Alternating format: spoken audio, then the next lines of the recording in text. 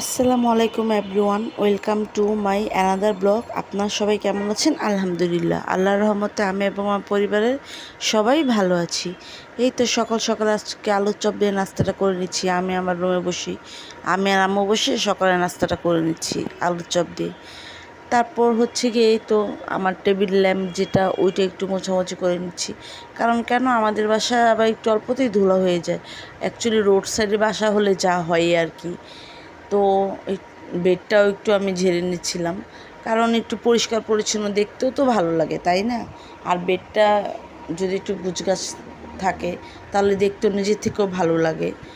তো আবার আম্মু করলা ভাজি করবে। তো আম্মু আবার একটু করলাগুলো সাথে যে কাঁচামরিচ দেবে, একটু কাঁচামরিচটা কাটাকাটি করলো।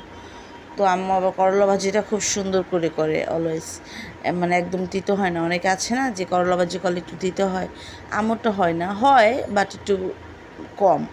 তো যেহেতু করলা এটা তো তিতো তিতো থাকবেই স্বাভাবিক, তো একটু কমই হয় আম্মুরটা করলা ভাজি তিতো। তো আম্মু আবার একটু নিচে যাবে। আম্মু আমাকে বলছিল যে আমি একটু বাসার নিচে যাব, তুমি একটু ফাঁকে ফাঁকে একটু নাড়াচাড়া করে দিও করলা ভাজি। আমি বলছি আচ্ছা আম্মু, ঠিক আছে। তো করলা ভাজিটা মাশাআল্লাহ খুব সুন্দর হয়েছে, খেতেও নাকি অনেক মজা হয়েছে, সবুজ সবুজ হয়েছে।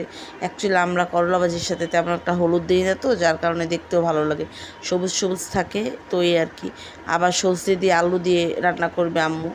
তো আমি আবার দেখছিলাম সজনে আর আলুগুলো। আলু খাই আমি, বাট আমি সজনে খাই না তেমন একটা। আমাদের বাসায় সবাই খায়, বাট আমি খাই না সজনে। তো ছোটো বড় আবার কলেজ থেকে আসার সময় বিরিয়ানি কিনে নিয়ে এসেছিলো। বাসায় অবশ্যই মাছের তরকারি আরও বিভিন্ন তরকারি আছে, তবু আজকে একটু কিনে নিয়ে এসেছিলো বিরিয়ানি। তো বিরিয়ানি খেলাম দুপুরবেলা আজকে। তো বিরিয়ানিটা আলহামদুলিল্লাহ ভালোই লেগেছে। তো আর কি। তারপর হচ্ছে গিয়ে আম্মু আবার একটু মিষ্টি কুমড়া, তারপর পটল, তারপর হচ্ছে গিয়ে লতি, এগুলো কাটাকাটি করে রেখেছে সন্ধ্যার দিকে। কারণ আম্মু অনেক সময় কী করে, আমাদের বাজার অবশ্যই সকালের দিকেই করে, বাট অনেক সময় কিছু কিছু তরকারি আবার সন্ধ্যার দিকে আম্মু অনেক সময় কেটে রাখে। যে আম্মু তো আবার সকাল সকাল ঘুম থেকে উঠে রান্না করে, এই জন্য। তো আমি আবার সন্ধ্যাবেলা একটু পড়ছিলাম। তো আমার ছোটো বোন আবার এনে আমাকে একটা চকলেট দিল, বলল আপু ধরো একটু চকলেট খাও। তো আমি আবার একটু চকলেট খেলাম। আমি অবশ্যই পুরো চকলেটটা খাইনি, ওকেই দিয়ে দিয়েছিলাম। তো আমার ভিডিওটা যদি ভালো লেগে থাকে, একটা লাইক, কমেন্ট আর চ্যানেলটা সাবস্ক্রাইব